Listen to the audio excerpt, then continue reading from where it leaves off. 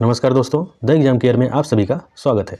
आइए हम स्टार्ट करते हैं बाल विकास और शिक्षा शास्त्र से टॉप 30 क्वेश्चन। जितने भी क्वेश्चन लिए गए हैं सभी के सभी प्रीवियस ईयर में पूछे गए क्वेश्चन हैं। ठीक, तो आप लोग वीडियो के साथ आखिरी तक बने रहिएगा, जिससे सभी इंपॉर्टेंट प्रश्न आप समझ सकें और जो नहीं आ रहे हो उसको याद कर लें। और जो भी साथी हमारा प्रीवियस वीडियो, पिछला वीडियो सभी नहीं देखे हैं, वो हमारे यूट्यूब चैनल के प्ले लिस्ट में जाके देख सकते हैं। ओके, तो आइए स्टार्ट करते हैं। क्वेश्चन नंबर पहला, दूसरे वर्ष के अंत तक शिशु का शब्द भंडार हो जाता है। जब बालक 2 वर्ष का हो जाता है तो उसके अंत तक क्या है, जो शिशु का शब्द भंडार हो जाता है, उसके पास कितने शब्द भंडार हो जाते हैं? 100 शब्दों का, 60 शब्द का, 50 शब्द का या फिर 10 शब्द का। तो 2 वर्ष होने पे बालक के पास, देखिए इसका राइट आंसर हो जाएगा ऑप्शन नंबर ए, 100 शब्दों का शब्द भंडार हो जाता है। ओके, आते हैं नेक्स्ट क्वेश्चन। क्वेश्चन नंबर 2, प्रतिबिंब, अवधारणा, प्रतीक एवं संकेत, भाषा, शारीरिक क्रिया और मानसिक क्रिया अंतर्निहित है। तो जो प्रतिबिंब है या फिर अवधारणा है या फिर प्रतीक एवं संकेत, भाषा और शारीरिक क्रिया या फिर मानसिक क्रिया अंतर्निहित हो जाता है। इसमें अनुकूलन में, प्रेरक पेशी विकास में, समस्या समाधान में, विचारात्मक प्रक्रिया में। तो क्वेश्चन नंबर 2 का जो राइट आंसर हो जाएगा वो आंसर हो जाएगा ऑप्शन नंबर डी, विचारात्मक प्रक्रिया में। ओके, आते हैं नेक्स्ट क्वेश्चन। क्वेश्चन नंबर 3, निम्नलिखित में से कौन सी संस्था सामाजिक परंपराओं के हस्तांतरण में सबसे अधिक योगदान करती है? तो ऐसा कौन सी संस्था है जो कि सामाजिक परंपराओं के हस्तांतरण में सबसे अधिक क्या करती है, योगदान करती है? परिवार है, विद्यालय है, पड़ोस है या फिर इनमें से कोई नहीं? तो थर्ड का जो राइट आंसर हो जाएगा वो देखिए आंसर हो जाएगा ऑप्शन नंबर ए, परिवार। परिवार ही है जो कि सामाजिक परंपराओं के हस्तांतरण में सबसे अधिक क्या करता है, योगदान देता है। ठीक, आते हैं नेक्स्ट क्वेश्चन। क्वेश्चन नंबर 4, बालक में अपराधी प्रवृत्ति के विकसित होने का मुख्य कारण क्या है? तो जो बालक है उसमें क्या है कि आपराधिक प्रवृत्ति, जो अपराधी प्रवृत्ति है, इसका विकसित होने का मुख्य कारण क्या है ये बताना है। परिवार का वातावरण, अनुशासनहीनता, आर्थिक अभाव, दोषपूर्ण पाठ्यक्रम। तो देखिए 4 का जो राइट आंसर हो जाएगा वो हो जाएगा ऑप्शन नंबर ए, परिवार का वातावरण। तो जो बच्चे आपराधिक प्रवृत्ति हो जाते हैं उनका क्या है कि परिवार का वातावरण अच्छा नहीं होता। ठीक, आते हैं नेक्स्ट क्वेश्चन। क्वेश्चन नंबर 5, आत्मसम्मान की भावना का लक्षण प्रकट करती है।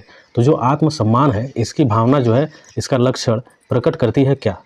किस समय आत्मसम्मान की भावना प्रकट होती है? बाल्यावस्था में, शैशवावस्था में, किशोरावस्था में या फिर प्रौढ़ावस्था में?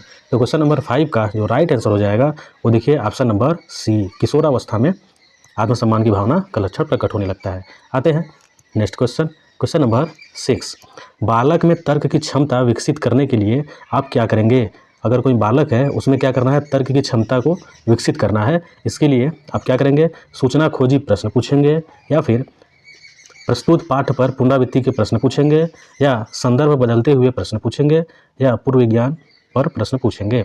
तो जो 6 है इसका राइट आंसर हो जाएगा ऑप्शन नंबर सी, संदर्भ बदलते हुए क्या करेंगे, प्रश्न पूछेंगे, जिससे कि बालक में क्या होगा, तर्क की क्षमता विकसित होने लगेगी। ओके, आते हैं नेक्स्ट क्वेश्चन। क्वेश्चन नंबर 7, बालकों में संज्ञान विकास की भिन्नता होती है क्योंकि? तो जो बालक होते हैं उसमें क्या है कि संज्ञानात्मक विकास की क्या होती है, भिन्नता होती है। क्योंकि क्यों? उनमें अंतरंग योग्यताएं भिन्न भिन्न होती है, प्रशिक्षण के अवसरों की भिन्नता होती है या फिर प्राकृतिक पर्यावरण का भिन्न अनुभव होता है या आयु एवं स्वास्थ्य में असमानता होती है? तो 7 का देखिए जो राइट आंसर हो जाएगा वो हो जाएगा ऑप्शन नंबर ए, उनमें अंतरंग योग्यताएं क्या होती है, अलग अलग होती है, भिन्न भिन्न होती है, जिससे क्या है कि बालक में संज्ञानात्मक जो विकास है, संज्ञा का जो विकास है, भिन्न भिन्न होती है। ठीक, आते हैं नेक्स्ट क्वेश्चन। क्वेश्चन नंबर 8, मनोविज्ञान में सामाजिक विकास से क्या अभिप्राय है? तो जो मनोविज्ञान है उसमें सामाजिक विकास से हमारा क्या अभिप्राय होता है? समाज में प्रतिष्ठित स्थान बनाना, दूसरों के साथ अच्छे संबंधों का विकास है या फिर सामाजिक समूह बनाना या उपरोक्त सभी? तो जो 8 है इसका देखिए जो राइट आंसर हो जाएगा वो होगा ऑप्शन नंबर बी, दूसरों के साथ अच्छे संबंधों का विकास ही क्या होता है कि मनोविज्ञान में हमारा सामाजिक विकास का अभिप्राय होता है। ठीक, आते हैं नेक्स्ट क्वेश्चन। क्वेश्चन नंबर 9, बालकों का सर्वाधिक उचित काल कौन सा होता है जब वे विस्फोट और तनाव में होते हैं? तो जो बालक होते हैं उसमें देखिएगा जो सर्वाधिक क्या होती है, ऐसा कौन सा काल है जब क्या होता है, उसमें क्या होता है, विस्फोट और तनाव होते हैं?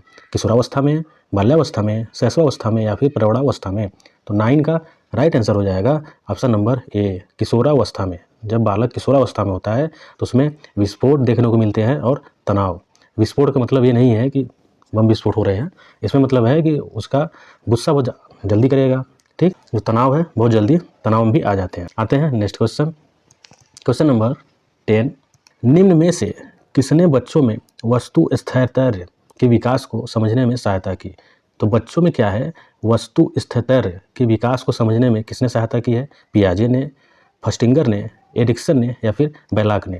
तो जो 10 है इसका देखिए राइट आंसर हो जाएगा वो है पियाजे। पियाजे ने ही क्या किया है कि वस्तु स्थैर्य का विकास समझने में सहायता की है। ओके, आते हैं नेक्स्ट क्वेश्चन, क्वेश्चन नंबर 11। पियाजे के अनुसार बच्चा अमूर्त स्तर पर चिंतन, बौद्धिक क्रियाएं और समस्या समाधान किस अवस्था में करने लगता है? तो जो पियाजे हैं इनके अनुसार क्या है कि कोई बच्चा है अमूर्त स्तर पर चिंतन, बौद्धिक क्रियाएं और समस्या समाधान किस अवस्था में करने लगते हैं? पूर्व संक्रियात्मक अवस्था या फिर मूर्त संक्रियात्मक अवस्था या औपचारिक संक्रियात्मक अवस्था या फिर संवेदी पेशी अवस्था? तो जो 11 है इसका देखिए राइट आंसर हो जाएगा ऑप्शन नंबर सी। औपचारिक संक्रियात्मक अवस्था के टाइम पे ही बच्चे क्या करते हैं कि अमूर्त चिंतन भी करने लगते हैं, बौद्धिक क्रियाएं भी होने लगती है और समस्या को समाधान भी अपने स्तर पे करने लगते हैं, ठीक। तो सी ऑप्शन यहाँ पे राइट है। आते हैं नेक्स्ट क्वेश्चन। देखिए जितने भी क्वेश्चन इसमें लाए गए हैं 30 के 30 सभी प्रीवियस ईयर में पूछे गए क्वेश्चन ही हैं, तो आप सभी लोग क्वेश्चन को ध्यान से पढ़िए और जो नए आ रहे हैं उसको याद कर लीजिए, ठीक। और जो भी साथी चैनल को सब्सक्राइब अभी तक नहीं किए हैं वो चैनल को जरूर सब्सक्राइब कर लें, ठीक। यहाँ पे देखिए क्वेश्चन नंबर 12 पे आते हैं। सामाजिक आर्थिक मुद्दों में जूझ रहे उन बच्चों को जिनकी प्रतिभा प्रभावित हो सकती है को सहायता करता है। तो जो देखिए सामाजिक आर्थिक मुद्दों में, सामाजिक भी और आर्थिक मुद्दों में जूझ रहे उन बच्चों को जिनकी प्रतिभा क्या होती है, प्रभावित हो सकती है, समाज के कारण भी और आर्थिक मुद्दों का मतलब है पैसे की कमी के कारण भी उन जूझ रहे बच्चों को जिनकी प्रतिभा क्या होती है, प्रभावित होने लगती है, हो सकती है, को सहायता करता है। क्या सहायता करता है? स्व अधिगम मॉडल, विभेदित निर्देश या फिर पाठ चर्चा का विस्तार या फिर संज्ञानात्मक वर्गीकरण? तो जो 12 है उसका देखिए राइट आंसर हो जाएगा ऑप्शन नंबर ए, स्व अधिगम मॉडल। स्वयं के द्वारा सीखने का जो मॉडल है उसमें सहायता कर सकती है, ठीक। आते हैं नेक्स्ट क्वेश्चन, क्वेश्चन नंबर 13। एक बालक जिसकी बुद्धि लब्धि 105 है उसे वर्गीकृत किया जाएगा। तो देखिए जो बुद्धि लब्धि है उसका 105 है, तो 105 बुद्धि लब्धि वाले बालक का किस श्रेणी में आएगा? श्रेष्ठ बुद्धि में, सामान्य से अधिक बुद्धि में, सामान्य बुद्धि में या फिर मंद बुद्धि में? तो 13 का राइट आंसर जो है ये देखिए है सामान्य बुद्धि में। तो सामान्य बुद्धि में ही 105 बुद्धि लब्धि वाला बालक आएगा। आते हैं नेक्स्ट क्वेश्चन, क्वेश्चन नंबर 14। पुरुष स्त्रियों की अपेक्षा ज़्यादा बुद्धिमान होते हैं, यह कथन है। तो कोई पुरुष है वो क्या है कि स्त्रियों की अपेक्षा ज़्यादा बुद्धिमान होते हैं, यह कथन क्या है, क्या बतला रहा है? सही हो सकता है या फिर लैंगिक प्रदर्शित करता है, बुद्धि के भिन्न पक्षों के लिए सही है, सही है। तो इसमें देखिए क्या है, जो 14 है इसका राइट आंसर होगा वो है बी, लैंगिक पूर्वाग्रह प्रदर्शित करता है। ये जरूरी नहीं है कि पुरुष ही स्त्री की अपेक्षा ज़्यादा बुद्धिमान हो, स्त्रियां भी पुरुषों से अधिक बुद्धिमान होती हैं, ठीक। तो ये लैंगिक पूर्वाग्रह होता है। आते हैं नेक्स्ट क्वेश्चन, क्वेश्चन नंबर 15। रक्षा तंत्र बहुत सहायता करता है। तो जो शरीर में रक्षा तंत्र पाए जाते हैं वो बहुत सहायता करता है किसमें? हिंसा से निपटने में, दबाव से निपटने में, थकान से निपटने में या फिर अजनबियों से निपटने में? तो देखिए जो 15 है इसका जो राइट आंसर हो जाएगा वो देखिए है दबाव से निपटने में। ओके, बी आंसर इसमें राइट है। आते हैं नेक्स्ट क्वेश्चन, क्वेश्चन नंबर 16। किसकी क्रियाशीलता का संबंध मनुष्य की पाचन क्रिया से भी होता है? तो ऐसा कौन सा, किसकी क्रियाशीलता है का संबंध मनुष्य के पाचन की क्रिया से भी होता है? जनन ग्रंथियाँ, एड्रिनल ग्रंथि, गल ग्रंथि या फिर अभिवृक्क ग्रंथि? तो देखिए जो पाचन क्रिया से भी होता है वो देखिए 16 का राइट आंसर इसमें जो हो जाएगा वो है अभिवृक्क ग्रंथि। ओके, डी आंसर राइट है। आते हैं नेक्स्ट क्वेश्चन, क्वेश्चन नंबर 17। बाल विकास को सर्वाधिक प्रभावित करने वाला कारक है। तो जो बालक का विकास है उसको सर्वाधिक प्रभावित करने वाला कारक कौन सा है? यौन शिक्षा, बुद्धि परीक्षण, खेल कूद का मैदान या फिर सुंदर विद्यालय भवन? तो जो 17 है इसका देखिए बेस्ट आंसर जो है, राइट आंसर वो है सी, खेल कूद का मैदान।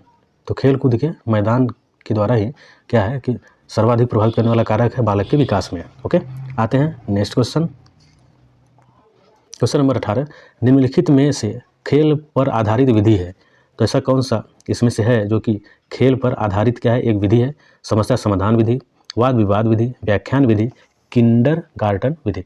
तो जो 18 है इसका देखिए जो राइट आंसर हो जाएगा वो है किंडरगार्टन विधि। जो किंडरगार्टन विधि है ये खेल पर आधारित एक विधि है। ठीक, आते हैं नेक्स्ट क्वेश्चन। क्वेश्चन नंबर 19, प्राकृतिक चयन के सिद्धांत का संबंध है। तो जो प्राकृतिक चयन है इसके सिद्धांत का संबंध किससे है? सुकरात से, प्लेटो से, डार्विन से या फिर रूसो से।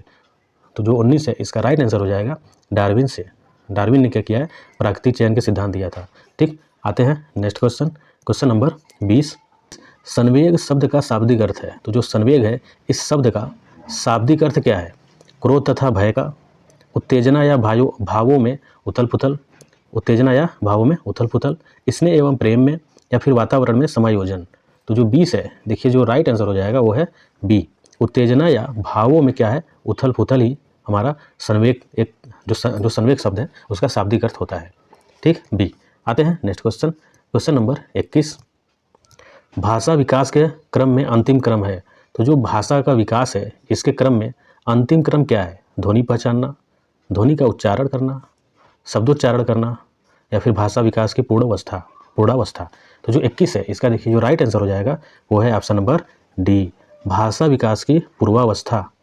क्या बताती है? भाषा विकास की अंतिम क्रम होता है ये, भाषा विकास की पूर्वावस्था। ओके, आते हैं नेक्स्ट क्वेश्चन। क्वेश्चन नंबर 22, अधिगम का पुनरावृत्ति का सिद्धांत दिया है। तो जो अधिगम है इसका पुनरावृत्ति का सिद्धांत किसने दिया है? सीलर ने दिया है, कैम्प्स ने दिया है, या फिर पैट्रिक पावलोव ने दिया है, या स्टैनली हॉल ने दिया है। तो देखिए जो अधिगम का पुनरावृत्ति का सिद्धांत है ये 22 का जो राइट आंसर होगा वो है स्टैनली हॉल ने। स्टैनली हॉल ने क्या किया है? पुनरावृत्ति का सिद्धांत दिया है अधिगम का। आते हैं नेक्स्ट क्वेश्चन। क्वेश्चन नंबर 23, बाल विकास का अर्थ है। तो जो बालक का विकास है इसका अर्थ क्या है? व्यवहार में परिवर्तन से, बालक का गुणात्मक परिमाणात्मक परिवर्तन, या फिर बालक का गुणात्मक विकास, या फिर व्यक्तित्व में परिवर्तन। तो जो देखिए 23 है इसका जो राइट आंसर होगा बालक के विकास का अर्थ वो है बी, बालक का गुणात्मक और परिमाणात्मक परिवर्तन से है इसका अर्थ। ओके, आते हैं नेक्स्ट क्वेश्चन। क्वेश्चन नंबर 24, निम्न में जो मनोवैज्ञानिक नहीं है उसको बताना है। तो कौन नहीं है मनोवैज्ञानिक? क्रोगमैन, सोरेनसन, हरलाक या फिर सुकरात। तो 24 का जो राइट आंसर होगा वो है सुकरात। सुकरात हमारे मनोवैज्ञानिक नहीं है। ठीक, ये हमारा सही हो जाएगा। आते हैं नेक्स्ट क्वेश्चन। क्वेश्चन नंबर 25, मानव विकास किन दोनों योगदान का परिणाम है? तो जो मानव का विकास है किन दो योगदान का क्या है? परिणाम है। अभिभावक एवं अध्यापक का, सामाजिक सांस्कृतिक कारकों का, वंशानुक्रम या फिर वातावरण का, या फिर उपरोक्त में से कोई नहीं। तो जो 25 है इसका राइट आंसर होगा वह है ऑप्शन नंबर सी, वंशानुक्रम एवं वातावरण का। सी आंसर राइट हो जाएगा। तो मानव विकास के परिणाम का जो योगदान है कौन कौन है? वंशानुक्रम और वातावरण का। ठीक, कई बार एग्जाम में पूछे गए क्वेश्चन है। आते हैं नेक्स्ट क्वेश्चन। क्वेश्चन नंबर 26, किसके अतिरिक्त बुद्धि के निम्नलिखित पक्षों को स्टर्नबर्ग के त्रितंत्र सिद्धांत में संबोधित किया गया है? तो ऐसा कौन से, किसके अतिरिक्त, इन चारों में से किसके अतिरिक्त जो है बुद्धि के निम्नलिखित पक्षों को स्टर्नबर्ग ने क्या किया है? त्रितंत्र सिद्धांत, जो त्रितंत्र सिद्धांत दिए हैं इसमें संबोधित किया गया है। संदर्भगत, अवयवभूत, सामाजिक या फिर आनुभाविक। जो 26 है इसका जो राइट आंसर हो जाएगा वो है सी, सामाजिक। सामाजिक के अतिरिक्त जो है बुद्धि के पक्षों का स्टर्नबर्ग ने क्या किया है? त्रितंत्र सिद्धांत में संबोधित किया है। कौन कौन से हैं? संदर्भगत भी है, अवयवभूत है और आनुभाविक भी है। आते हैं नेक्स्ट क्वेश्चन। क्वेश्चन नंबर 27, जिस प्रक्रिया में व्यक्ति दूसरों के व्यवहार से सीखता है न कि प्रत्यक्ष अनुभव से, को कहा जाता है? तो ऐसा कौन सा प्रक्रिया है जिसमें व्यक्ति क्या है? दूसरों के व्यवहार से क्या करता है? सीखता है, न कि प्रत्यक्ष अनुभव से। को क्या कहते हैं? सामाजिक अधिगम, अनुबंधन, प्रायोगिक अधिगम या फिर आकस्मिक अधिगम। तो जो 27 है इसका जो राइट आंसर हो जाएगा वो है ऑप्शन नंबर ए, सामाजिक अधिगम। व्यक्ति के दूसरे व्यवहार से सीखता है न कि प्रत्यक्ष अनुभव से, वो है हमारा सामाजिक अधिगम। ओके, आते हैं नेक्स्ट क्वेश्चन। क्वेश्चन नंबर 28, निम्नलिखित में से किस समूह के बालकों को समायोजन की समस्या होती है? तो जो समायोजन की समस्या है किस समूह के बालकों को होती है? औसत बुद्धि वाले, ग्रामीण बुद्धि वाले, अध्ययनशील बालक या फिर कुशाग्र बुद्धि के बच्चे।